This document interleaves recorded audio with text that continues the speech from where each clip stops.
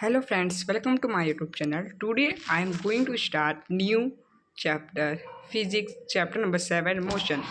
In everyday life हम अपने हर रोज़ life में मतलब थोड़े बहुत ऑब्जेक्ट को रेस्ट पे देखते हैं, किसी किसी को मोशन पे, जैसे बर्ड फ्लाई करती है, फिश तैरती है, ब्लड जो है वो अपने मतलब रगों में दौड़ता है, विंग्स में दौड़ता है, कार मूव करती है, एटम मॉलिक्यूल्स प्लानिट सब ये सब मोशन में होते हैं. वी ऑप्टन परस्यू हम उसको जो मोशन को तभी हम मोशन कह सकते हैं अगर मोशन तब हम उसको कह सकते हैं ऑब्जेक्ट को अगर पोजीशन चेंज करो टाइम के साथ. हाउएवर थोड़े बहुत जो मोशन होते हैं ना वो इनफ्रारेड और इनडायरेक्ट होते हैं, वो मोशन में होते पर हमें दिखते नहीं. जैसे कि फॉर एग्जांपल विंड पर देखिए हवा चलती है लेकिन हमें दिखती नहीं ना, तो हम कैसे पता चलता कि हवा चलती है हमें? अगर वो मिट्टी उड़ती है मतलब जो पत्ते हैं उसके हिलते हैं पेड़ के या ब्रांचेस हिलते हैं पेड़ के, तब ये पता चलती हाँ मोशन है, एयर चल रही है. वॉट कॉज ये सनराइज क्यों होता है, सनसेट कैसे होता है, ये सीजन कैसे चेंज होता है, क्या ये मोशन से होता है अर्थ के? यस, इसे मोशन से होता है. अर्थ रोटेट होती उसको मोशन कहते हैं. True. Why do not be क्यों हम उसके साथ मोशन में क्यों नहीं रहते हैं अर्थ के साथ? एन ऑब्जेक्ट में appear to be moving for one person and मतलब हम कभी कभी देखते हैं कि एक आदमी के लिए वो ऑब्जेक्ट चलता हुआ दिखता है पर बाकी सबके लिए रेस्ट पे दिखता है. मतलब जैसे आप हैं, आपको ऑब्जेक्ट दिख रहा है कि चल रहा है लेकिन बाकी सबको लगा कि रेस्ट पे है. जैसे कि for the passenger in moving, मतलब जैसे कि आप पैसेंजर हो, बस में चल रहे हो, चलती बस में, तो रोड साइड में आप देखते हो कि ट्रीज वो पीछे की तरफ जा रहे हैं. आपको लगता है कि वो ट्रीज पीछे जा रहे हैं और आप वहीं पे हो, लगता है कि ट्री चल रहे हैं. और पर्सन अगर रोड साइड में खड़ा होता है तो बस उस पैसेंजर को अपने साथ ले जाती है. लेकिन देखिए जैसे आप बस में बैठे हो तो आप ये कहोगे कि मैं तो बैठा हूँ, मैं तो मोशन में नहीं हूँ, लेकिन बाहर वाले लोग होंगे कि हाँ वो बंदा मोशन में है, ऐसा कह सकते हैं. ओके. मोस्ट मोशन बहुत से कॉम्प्लेक्स होते हैं. सम ऑब्जेक्ट में मूव इन अ स्ट्रेट, थोड़े बहुत मोशन जो होते हैं स्ट्रेट में होते हैं और थोड़े बहुत होते हैं वो सर्कुलर में होते हैं. मतलब सर्कल में होते हैं, बहुत सारे स्ट्रेट होते हैं, ऐसे भी होते हैं. मोशन मोशन कैसा भी हो सकता है. ओके. बहुत से रोटेट होते हैं, बहुत से वाइब्रेट होते हैं. ये बहुत सारे सिचुएशन है, कॉम्बिनेशन है. इन दिस चैप्टर हम इसके बारे में पढ़ेंगे कि describe the motion object along a straight line, कि स्ट्रेट लाइन में कैसे मोशन होता है, और इसके बारे में थोड़ी बहुत मोशन के इक्वेशन ग्राफ्स भी पढ़ेंगे. So we describe the location, describing motion. हम किसी लोकेशन को बताने के लिए एक रेफरेंस पॉइंट होता है. जैसे एग्जांपल लेते हैं, जैसे आपका स्कूल आपके गांव से 2 किलोमीटर नॉर्थ में है, रेलवे स्टेशन के नॉर्थ में, तो आप ऐसे होगे ना कि रेलवे स्टेशन के 2 किलोमीटर आगे मेरा स्कूल पड़ता है, तो आपने रेलवे स्टेशन को रेफरेंस पॉइंट लिया. और दूसरा एग्जाम्पल कि रेलवे स्टेशन इसमें क्या है, रेफरेंस पॉइंट है. तो वी हैव हमने एक रेफरेंस पॉइंट लिया अपने कन्वेंस के हिसाब से. आप किसी को भी रेफरेंस पॉइंट ले सकते हैं. जैसे आपका जो बाहर वाला जो है कि क्या कहते हैं, जो बाहर जैसे आप कहीं जैसे घूमने जा रहे हो, आपका मंदिर में घूमने जा रहे हो, तो आप कहोगे वो मंदिर पोस्ट ऑफिस के बाजू में, तो पोस्ट ऑफिस आप एक रेफरेंस पॉइंट रहे हो. तो किसी पोजीशन को डिस्क्राइब करने के लिए हमें रेफरेंस पॉइंट चाहिए. रेफरेंस पॉइंट को हम ओरिजिन कहते हैं. Motion along a straight line, motion एकदम स्ट्रेट कैसे होता है. The simplest type of motion, सबसे ज़्यादा सिंपलेस्ट मोशन होता है स्ट्रेट. भी हम इसके में पढ़ चुके हैं कि एग्जाम्पल पढ़ चुके हैं. ओके. ऊपर वाला consider the motion of along a straight path. The object star is journey, अगर वो ओ से स्टार होती है तो हम ओ को रेफरेंस पॉइंट कहते हैं. लेट ए एंड बी, और उसकी पोजीशन को ये देखिए, इसको रेफरेंस पॉइंट कहते हैं. और ये किलोमीटर से या मीटर्स हो सकते हैं.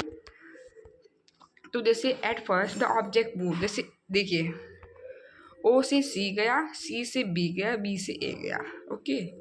और फिर वो बाद में बी से सी वापस आ गया, मतलब घूम के वो वापस आया. ओके. तो देखिए जो टोटल पाथ ओ से ए गया, देखिए ओ से ए गया कितना किलोमीटर कवर किया उसने 60, लेकिन जब ए से ओ सी वापस आया तो उसने कितना कवर किया 35. कैसे 0 5 10 15 20 25 30 35, तो 60 + 35 मतलब वो आगे गया फिर वापस वो पीछे आया उतना, तो उसने कितना किया पर वो सी तक आया तो उसने 35 किलोमीटर कवर किया, तो उसने थोड़ा टोटल 95 किलोमीटर कवर किया. ओके. तो ये हाँ इसको बोल सकते हैं कि उसने इतना डिस्टेंस कवर किया. तो डिस्क्राइब डिस्टेंस, अगर हमें डिस्टेंस डिस्क्राइब करना तो एक हमें न्यूमेरिकल वैल्यू मतलब नंबर चाहिए डिस्क्राइब करने के लिए कि हाँ उसने 20 किलोमीटर कवर किया, फिर कितना भी किया हो फिर दे आर सर्टेन क्वांटिटीज़, बहुत से क्वांटिटीज़ होती जो खाली न्यूमेरिकल वैल्यूज से डिस्क्राइब कर सकते हैं। फिजिकल क्वांटिटीज़ है, न्यूमेरिकल वैल्यू क्या, वो फिजिकल क्वांटिटीज़ है मैग्नीट्यूड्स की। फ्रॉम दिस एग्जांपल हमने देखा कि जो फाइनल पोजीशन वो सी से थी, बाद में initial position O. Okay, it is very important. इस देखिए जहाँ से हम स्टार्ट करते हैं ना उसको हम इनिशियल वैल्यू कहते हैं। इनिशियल मतलब जैसे स्टार्ट करते हैं, ओके, और जहाँ पे हम ख़त्म करते हैं उसको वो कहते हैं फाइनल वेलोसिटी, फाइनल कहते हैं। ओके, सो द शॉर्टेस्ट, जो शॉर्टेस्ट डिस्टेंस होता है, जो सबसे छोटा डिस्टेंस मेजर होता है इनिशियल से फाइनल पोजीशन में, उसको हम डिस्प्लेसमेंट कहते हैं। Can the magnitude of displacement, क्या डिस्प्लेसमेंट डिस्टेंस के साथ इक्वल हो सकता है? एग्जांपल लेते हैं, for motion of the object from O to A. अगर वो ओ टू ए जा रहा है तो वो उसने कितना कवर किया, 60 किलोमीटर। अगर वो ओ टू ए जा रहा है तो कितना कवर किया, 60 किलोमीटर कवर किया। Okay, then during it motion, अब वो ए एंड वो पी से बी पे वापस आ गया। क्या हुआ, वो बी पे वापस आ गया। देखिए ए से बी वापस आ गया। ओके, तो उसने 60 + 25 किलोमीटर कवर किए। तो देखिए अगर जैसे ओ है, ओ से वो ए गया और ए से वो वापस आया, अगर कोई चीज़ वापस आती है तो उसको हम डिस्प्लेसमेंट कहते हैं। तो देखिए जैसे आप मान लो सुबह वहाँ पे रेलवे स्टेशन से जा रहे हो तो आपने ट्रेन देखी कि वहाँ पे खड़ी है, और फिर आप शाम को आते हो कि ट्रेन वहीं पे खड़ी, पर दोपहर को कहीं कहीं होगी, आपको थोड़ी पता होगा कि वहीं पे खड़ी है। ओके, तो ऐसे दे सकते हैं। देखिए 60 किलोमीटर वो ए से ए गई थी, बाद में वो वापस आई, ए से भी वापस आई, तो उसने 55 किलोमीटर वो कवर किया। क्या कवर किया, डिस्टेंस, मैग्नीट्यूड कवर किया, पर डिस्प्लेसमेंट उसने 35 किलोमीटर कवर किया। क्यों डिस्प्लेसमेंट? ओके, देखिए आप ओ से ए गए तो 60 किलोमीटर हुआ, पर वापस आ गए 25 किलोमीटर पीछे, तो आपने 20 मतलब कवर तो डिस्टेंस 85 किया, लेकिन आपका जो डिस्प्लेसमेंट हुआ, आपने अपनी जो जगह बदली वो 35 तो बदली। किसी को थोड़ी पता कि आप पूरा आगे गए थे। अगर मैं शाम को यहाँ देखो, सुबह यहाँ पे रेलवे स्टेशन है, यहाँ पे ट्रेन खड़ी है, फिर वो मतलब मुझे लगता है कि यहीं पे खड़ी है, पर जब आप वो दोपहर को घूम के वापस आके यहाँ पे खड़ी होगी, मुझे लगेगा कि वो चल ही नहीं है। ओके, ऐसा होता है। फिर हम जैसे देखते हैं तो डिस्प्लेसमेंट क्या 35 है, वो डिस्टेंस और डिस्प्लेसमेंट सेम भी हो सकते हैं और सेम नहीं हो सकते। फर्दर आपने देखा कि डिस्प्लेसमेंट है वो जीरो हो सकता है। देखो डिस्प्लेसमेंट जीरो हो सकता है। Okay, it is if we consider the object to travel back, अगर वो ओ के पास वापस आ जाता है तो जो उसका डिस्प्लेसमेंट होगा वो जीरो हो जाएगा। ओके, तो फिजिकल क्वांटिटी और डिस्प्लेसमेंट अलग होंगे। जैसे ओ से ए गया तो 60 किलोमीटर उसने कवर किया, फिर ओ ए से हो गया तो वापस से उसने 60 किलोमीटर डिस्टेंस कवर किया, टोटल तो उसने 120 किया, लेकिन डिस्प्लेसमेंट जीरो रहा। क्योंकि आप जैसे मैं आपको वापस एग्जांपल तो आप सुबह जा रहे हैं तो आपने एक बस यहाँ पे खड़ी देखी, फिर शाम को वापस आ रहे हो, पर वो पूरा दोपहर घूम के आई, पर आपको थोड़ी पता होगा कि वो घूम के कि नहीं, तो आप तो सोचोगे कि चल ही नहीं, उसका डिस्प्लेसमेंट हुआ ही नहीं। आर यूज टू डिस्क्राइब, ये सब हम जैसे डिस्प्लेसमेंट, ये सब हम डिस्क्राइब करते हैं मोशन के बारे में, उसकी फाइनल पोजीशन और रेफरेंस पॉइंट्स के बारे में हम जानते हैं। तो uniform motion non uniform motion करते हैं। अब जैसे हम स्ट्रेट लाइन, जो ऑब्जेक्ट टाइम के साथ अपनी वो जगह बदलता है उसको हम यूनिफॉर्म मोशन कहते हैं। जैसे लेट ट्रेवल, अगर कोई चीज़ 5 मिनट में 1 सेकंड में 5 मीटर बढ़ रही है आगे, हम 1 सेकंड में 5 मीटर कवर कर रहे हैं, तो 2 सेकंड में आप कितना करेंगे, 10, 3 सेकंड में 15, ऐसे और भी कवर करेंगे। ओके, तो और फोर्थ में, तो इस केस में आपने हर 1 सेकंड में इक्वल डिस्टेंस कवर किया। ओके, इंटरवल मतलब एक सेकंड में 5 मीटर ही कवर किया, तो इसका मतलब आप एकदम मोशन में हो, यूनिफॉर्म मोशन में हो। जो ऑब्जेक्ट टाइम के साथ अपना पोजीशन चेंज करता है उसको मोशन कहते हैं। ओके, तो जो टाइम इंटरवल हो सकता है वो कम भी हो सकता है। In our day to life हम जब मोशन करते हैं तो वन अनइक्वल होता है। ऐसे हम ऐसा थोड़ी है कि जो मोशन होता है वो यूनिफॉर्म में, ज़्यादातर जो मोशन होते हैं वो नॉन यूनिफॉर्म में होते हैं, बहुत कम ही यूनिफॉर्म में होते हैं। ज़्यादातर आप जो एक्टिविटीज़ करते हो ना वो सब नॉन यूनिफॉर्म में होते हैं। एग्जाम्पल जैसे कि आप जॉगिंग कर रहे हो, कभी आप तेज़ दौड़ रहे हो, कभी धीरे दौड़ रहे हो, तो उसको यूनिफॉर्म मोशन नहीं कह सकते हैं। देखिए यूनिफॉर्म मोशन नहीं है, देखिए इसकी जैसे स्पीड है कभी 140 कभी 153 है, तो अगर उसका सेम रहेगा ना, देखिए इसका एग्जांपल लेते हैं, जैसे 9:30 पे ऑब्जेक्ट ए ने 10 मीटर का 10 की और बी ने 12, 20, 90, देखिए ऐसे है कि ये एकदम अनइक्वल टाइम में कवर कर रहा है तो इसको हम नॉन यूनिफॉर्म मोशन कहते हैं। अब measuring the rate of motion, उससे पहले एक बार वापस देख लेते हैं। यूनिफॉर्म मोशन क्या होता है? अरे the object cover a distance by the time is called uniform motion. Non-uniform, the object does not cover a time with interval of time is known as non-uniform. अब measuring the rate of motion, look at situation 7.2 में देखिए bowling speed 143 kilometre per hour है। आप ऐसे kilometre per hour ऐसे भी लिख सकते हो कि अब उसका मतलब क्या है? आपने उस साइन बोर्ड को देखा, डिफरेंट ऑब्जेक्ट में टेक डिफरेंट अमाउंट। बहुत सारे ऑब्जेक्ट देखिए, जैसे साइकिल है और बाइक है।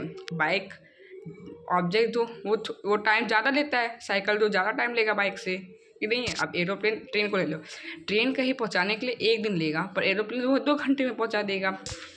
तो बहुत सारे जैसे ऑब्जेक्ट होते हैं, जैसे मैं आपको एग्जांपल दिया कि बहुत सारे फास्ट होते हैं, बहुत सारे स्लो होते हैं। The rate at which object move different, बहुत सारे जो टाइम के साथ बहुत सारे ऑब्जेक्ट चलते नहीं है। डिफरेंट ऑब्जेक्ट कैन, और डिफरेंट ऑब्जेक्ट सेम रेट पे भी हो सकता है।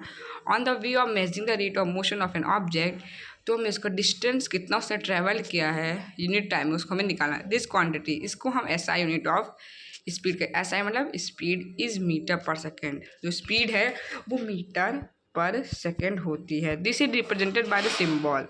हम इसको MS1 भी कर सकते हैं और MS2। The other unit of speed include centimetre. देखिए बहुत सारे सेंटीमीटर भी होते हैं, जैसे देखिए CM पर सेकेंड, CM-1 ऐसे भी लिख सकते हैं। फिर किलोमीटर में भी होते हैं। तो to specify the speed of object, तो हमें उसका मैग्नीट्यूड खाली चाहिए, उसके डिस्टेंस चाहिए हमें खाली। Okay, the speed of object need to be constant. उसको ऐसा नहीं कि ऑब्जेक्ट को कांस्टेंट स्पीड पे चले, वो यूनिफॉर्म मोशन में, ज़्यादातर जो मोशन होते हैं ना वो नॉन यूनिफॉर्म होते हैं। Therefore we describe the rate of motion. इसलिए हम देखिए, जैसे एक ट्रेन है, देखिए एक ट्रेन है, उसने 2 घंटे में 120 किलोमीटर कवर किया। अब आपको कहेंगे कि इसका वो निकालो एवरेज स्पीड, 1 घंटे में उसने कितना ट्रेवल किया। तो 120 को 2 के साथ डिवाइड कर दो तो ऐसा आएगा 60। तो उसने 1 घंटे में 60 किया, पर ऐसा थोड़ी कि उसने 1 घंटे में 60 किया होगा, वो कभी तेज़ या कभी धीरे हो सकती है ना। तो इसलिए एवरेज स्पीड का फॉर्मूला क्या है? टोटल डिस्टेंस टोटल टाइम, मतलब डिस्टेंस अपॉन टाइम, सिंपल है। तो अब डिस्टेंस को एस में देते हैं, फिजिक्स के लैंग्वेज में, साइंटिफिक में हम एस लेते हैं, और एवरेज स्पीड को वी लेते हैं। ओके, ये देखिए, एस को हम डिस्टेंस को एस लेते हैं, टाइम को टी लेते हैं, स्पीड को वी लेते हैं। लेटेस्ट स्टैंड है, मतलब हम एक एग्जांपल से अंडरस्टैंड होते हैं। कार ट्रेवल करी 100, मतलब 100 किलो, मतलब उसने 100 किलोमीटर 2 घंटे में कवर किया। उसकी एवरेज स्पीड कितनी होगी? जो कार होगा नॉट है ट्रेवल एट, वो शायद उसने 50 किलोमीटर पर आवर में, और मतलब सारा टाइम ना ट्रेवल किया हो, वो कभी धीरे कभी फास्ट हो सकती है। ये बाद में एग्जाम्पल है, देख लेते हैं। देखिए एग्जाम्पल, एन ऑब्जेक्ट ट्रेवल, देखिए कोई ऑब्जेक्ट 16 मीटर 4 सेकंड में कर रहा है, फिर उसने 16 मीटर 2 सेकंड में किया, तो उसकी एवरेज स्पीड क्या होगी? तो आप देखिए, पहले तो कितना डिस्टेंस उसने कवर किया? 32 मीटर टोटल, और टोटल टाइम उसने कितना दिया? 6 सेकंड। तो 32 को 6 के साथ कर दोगे तो ऐसा 5.33 ऐसा कुछ आएगा। इसका आंसर देख लेते हो ऊपर। हाँ देखिए, तो आपने फॉर्मूला लिया डिस्टेंस अपॉन टाइम, तो 32 आपने 6 किया तो 5.33 मीटर पर सेकेंड आया। ओके, तो देखिए ऐसा है कि ज़्यादातर जो मोशंस होते हैं ना वो नॉन यूनिफॉर्म मोशन होते हैं, और जो क्वांटिटी रिफर्ड होती है स्पीड की ना, उसको हम एसआई यूनिट ऑफ स्पीड कहते हैं, जिसको मीटर पर सेकेंड, इसको आप एसआई यूनिट ऑफ ऑब्जेक्ट कह सकते हैं, स्पीड ऑफ ऑब्जेक्ट कह सकते हैं कि स्पीड उसने 1 मीटर में कितना, देखिए उसने जैसे 4 मीटर 1 सेकंड में किया, तो आप ऐसे लिख दीजिए। ओके, तो एवरेज स्पीड का फॉर्मूला ये है, टोटल डिस्टेंस अपॉन टाइम है, एंड ये क्या है? इसको वी लेते हैं स्पीड को, इसको एस लेते हैं, और टाइम को टी लेते हैं। ओके, सो क्योंकि साइंटिफिक में बहुत सारे वो चेंज किए। और यूनिफॉर्म मोशन क्या होता है? यूनिफॉर्म मोशन होता है जो ऑब्जेक्ट टाइम के साथ, जैसे उसने 5 मीटर 1 सेकंड में किया, दूसरा 5 मीटर 2 सेकंड में किया, 1 सेकंड में किया, ऐसा ऐसा होता है। तो बाद में आज हमने ये देखा, ये हमने इसके एग्जांपल्स देख लिए। बाद में क्या कहते हैं, हमने डिस्क्राइबिंग मोशन भी देखी। तो आज हमने देखा कि जैसे बहुत से ऑब्जेक्ट जो होते हैं वो रेस्ट पे होते हैं। ओके, तो अब आज के लिए इतना ही, अब मिलेंगे अगले वीडियो में। आपको कैसा लगा वीडियो ज़रूर बताइए, like subscribe share and comment ज़रूर कीजिए। Thank you. आप मुझे सपोर्ट कीजिए। और यस चौधरी चैनल है, उसको भी जाके सब्सक्राइब करिए। मैं आपको लिंक डिस्क्रिप्शन बॉक्स में दे दूँ